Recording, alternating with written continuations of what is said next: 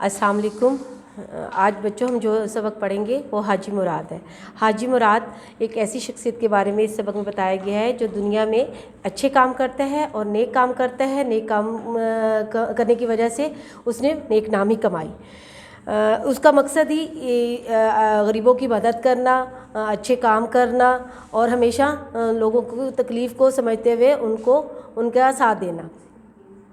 جی ہم یہ سبق شروع کرتے ہیں۔ گاؤں میں داخل ہوا تو سب سے پہلے حاجی مراد کا گھر آتا ہے، صاف ستھرا، پاکیزہ، سیدھا سادہ، بالکل حاجی مراد کی طرح۔ گھر کے دروازے پہ ایک فانوس لٹکا تھا۔ فانوس کا مطلب ہے کہ روشنی کا مینار ہوتا ہے، بہت سارے بلبوں سے مل کر ایک روشنی اکٹھی کی جاتی ہے، اس کو جوڑ کے ایک لگایا جاتا ہے جسے ہم روشنی کا شمعدان بھی کہتے ہیں، اس کو فانوس کہا جاتا ہے۔ یہ فانوس ساری رات جلتا رہتا ہے، بچے رات کو اس فانوس کی روشنی میں اکٹھے ہو کر کھیلا کرتے ہیں۔ اندھیری راتوں میں یہ فانوس دور سے بھولے بھٹکے لوگوں کا راستہ دکھاتا ہے۔ اس طرح یہ فانوس روشنی کا معنی ہے۔ جب لوگ وہاں سے گزرتے ہیں تو وہ فانوس جو لٹکا ہوا ہے وہ روشنی کی وجہ سے، جس کی روشنی سے جہاں سے لوگ گزرتے ہیں ان کے لیے آسانیاں پیدا کرتے ہیں، وہ آرام سے وہاں سے گزر سکتے ہیں، آ جا سکتے ہیں۔ سردیوں کے موسم میں ہر رات حاجی مراد یہ فانوس چھجے کے نیچے لٹکا دیتا، بارش تیز ہواؤں میں بھی یہ فانوس جلتا رہتا۔ حاجی مراد کی کوئی اولاد نہ تھی، اس کے پاس تھوڑی سی زمین تھی جس پر وہ اناج سبزیاں کاشت کرتا، اپنی ضرورت پوری کر کے باقی فصل حاجی مراد گاؤں کے غریبوں میں بانٹ دیتا۔ گاؤں کے لوگ حاجی مراد کو اپنا بزرگ سمجھتے تھے۔ جب وہ گاؤں سے گزرتا تو بچے ادب سے راستہ چھوڑ دیتے۔ اب اس میں یہ بتایا گیا کہ حاجی مراد جو تھا اس کے پاس کام کرنے کے لیے جو تھا وہ ایک زمین کا ٹکڑا تھا جس پر وہ کاشت کیا کرتا تھا، اور اس سے جو فصل حاصل کرتی تھی اپنے لیے جو جتنا رکھنا تھا اس نے رکھ کے باقی جو فصل تھی وہ غریبوں میں تقسیم کر دیتا تھا، اور وہ ہمیشہ غریبوں میں تقسیم کرتا تھا، جس کی وجہ سے لوگ تمام اس کی بہت عزت اور احترام سے اس کو دیکھتے تھے۔ جب بھی وہ گاؤں سے گزرتا بچے راستہ چھوڑ دیتے اور اس کو ہمیشہ ادب سے اس کی طرف سے اس کو دیکھتے۔ جب وہ مسجد سے نماز پڑھ کے نکلتا تو گھر تک جاتے ہوئے ایک کو سلام کرتا۔ سلام کرنے میں حاجی مراد ہمیشہ پہل کرتا، اور اس کا نورانی چہرہ دیکھ کر لوگوں کو بڑا سکون ملتا ہے، جیسے وہ چہرہ فانوس کا روشن ٹکڑا ہے جو سدا روشنی دیتا ہے۔ حاجی مراد کو اسی طرح جیسے وہ ہمیشہ جب وہاں سے گزرتا تو سلام کرتا، آپ کو بھی یہی بتایا گیا ہے کہ آپ بھی ہمیشہ سلام میں پہل کریں، اور یہ بہت بڑی نیکی ہوتی ہے، اس کا ثواب بھی ملتا ہے اور ایک اچھا اخلاق بھی ظاہر ہوتا ہے۔ شادی بیاہ کے موقع پر حاجی مراد مہمانوں کی خدمت کرنے کے لیے سب سے آگے ہوتا۔ گاؤں کی بچیاں اس کے سامنے آتی تو ادب سے سلام کر کے چادر سر پر ٹھیک کر لیتی۔ حاجی مراد ان کے سر پر ہاتھ رکھ کر دعا دیتا۔ گاؤں کے بچے حاجی مراد کے گھر میں جمع ہو کر لکھنا پڑھنا سیکھتے۔ لوگوں کی گھریلو جھگڑوں میں حاجی مراد ان کی صلح صفائی کرانے کی کوشش کرتا۔ گاؤں میں کوئی بیمار پڑ جاتا تو اسے اپنی چھوٹی سی گدھا گاڑی میں حکیم کے پاس لے جاتا۔ اب دیکھیں وہ حاجی مراد جو تھا وہ مہمانوں کی بھی خاطر تواضع کرتا، جو مہمان آتا گاؤں میں اس کو اپنے گھر میں بلاتا، اس کی دعوت کرتا اور اچھے طریقے سے اس کو رکھتا۔ اس کے علاوہ وہ تمام بچوں کو پڑھاتا بھی تھا، لکھنا پڑھنا بھی سکھاتا تھا۔ اس کے علاوہ جب کوئی بیمار ہو جاتا تو اپنی گدھا گاڑی پر بچوں کو بیمار کو لے کر ہسپتال بھی لے جاتا تھا۔ پچھلے سال موسم گرما کی بات ہے کہ گندم کی کھلیان بھرے پڑے تھے کہ کسی وجہ سے ان میں اچانک آگ لگ گئی۔ کھلیان کہتے ہیں کھیتوں کو، تو وہ گندم سے بھرے پڑے تھے جس کی وجہ سے کھیتوں میں آگ لگی۔ حاجی مراد شہر سے واپس آ رہا تھا، اس نے دور سے کھیتوں میں آگ اور دھواں دیکھا تو اپنا گدھا گاڑی کو جلدی بھگاتا وہ وہاں پہنچ گیا۔ گاؤں کے لوگوں پانی کی بالٹیاں اور مٹکے بھر کر آگ بجھا رہے تھے۔ حاجی مراد نے بھی ایک بالٹی اٹھائی اور تالاب سے پانی بھر کر کھلیانوں میں ڈالنا شروع کر دیا، یعنی کھیتوں میں ڈالنا شروع کر دیا۔ تھوڑی دیر بعد آگ پر قابو پا لیا گیا۔ شام کو گاؤں کے لوگ حاجی مراد کے گھر جمع ہوئے۔ جن لوگوں کی فصلیں جل چکی تھیں ان کو حاجی مراد نے گندم بانٹی، اور کچھ کسانوں کے مکان بھی جل چکے تھے۔ حاجی مراد نے کہا یہ گاؤں میرا گدھا گاڑی کی طرح ہے جس پر سوار ہو کر ہم سب ایک ہی منزل کی طرف جا رہے ہیں، تو پھر کیوں نہ ہم سب مل کر اپنی مصیبت کے مارے بھائیوں کی مدد کریں۔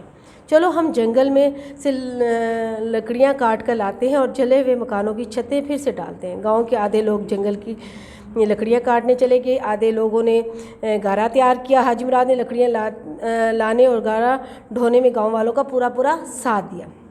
وہ دن گاؤں کے جلے ہوئے مکان نئے سر سے بن گئے۔ اس دن حاجی مراد نے گاؤں میں تیل والا گڑ بانٹا اور نماز کے بعد شکرانے کے نفل ادا کیے۔ اب دیکھیں جب ایک کھیت ہوتے ہیں جس میں گندم پڑی ہوتی ہے، ان کو اچانک آگ لگ جاتی ہے، حاجی مراد آتا ہے، وہ دیکھتا ہے کہ اتنی زیادہ آگ لگ گئی ہے، تو اس نے بھی گاؤں والوں کا ساتھ دیا اور فوراً بالٹیاں بھر بھر کے ان آگ کو بجھایا، اور اسی طرح اس نے جب آگ پر قابو پا لیا گیا تو اس نے سب گاؤں والوں کو اپنے گھر میں اکٹھا کیا اور اپنے گھر میں جو پڑی گندم تھی وہ بانٹ دی۔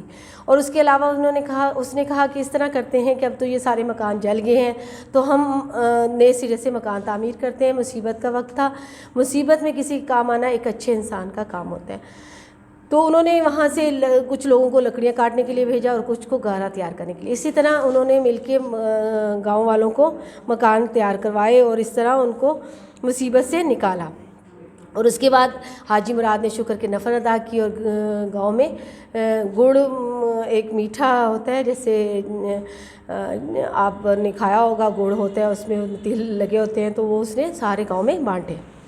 ایک دن حاجی مراد کسی ضروری کام سے اپنی گدھا گاڑی پر بیٹھ کر شہر گیا، جاتے ہوئے کہہ گیا کہ شام تک واپس آ جاؤں گا۔ دوپہر کے بعد ایک نوجوان دوڑتا ہوا گاؤں میں آیا، اس نے گاؤں والوں کو بتایا کہ دریا کے پل پر حاجی مراد کی گاڑی الٹی پڑی ہے، گدھا غائب ہے۔ لوگوں کے چہرے اتر گئے، کسی نے کہا چل کر دیکھیں تو صحیح کہ وہ گدھا گاڑی کس کی ہے۔ گاؤں والے بھاگم بھاگ دریا کے پل پر پہنچے، دیکھا گاڑی سچ مچ حاجی مراد کی تھی۔ بانس پر کھجور کی شاخ لگی تھی، پہیوں پر تانبے کی میخیں ٹھکی ہوئی تھی۔ کہیں حاجی مراد دریا میں تو نہیں ڈوب گیا؟ کچھ لوگوں نے غم سے سر جھکا لیے، عورتوں نے بری خبر سنی تو رونے لگیں۔ ایک بزرگ نے کہا حاجی مراد نہیں مرا، نیک اور خدمت کرنے والے لوگ کبھی بھی نہیں مرا کرتے، کون کہتا ہے کہ حاجی مراد کو موت آ گئی؟ اب دیکھیں اسی طرح گاؤں میں شور مچ گیا کہ حاجی مراد فوت ہو گیا، لیکن حاجی مراد مرا نہیں تھا، حاجی مراد زندہ تھا۔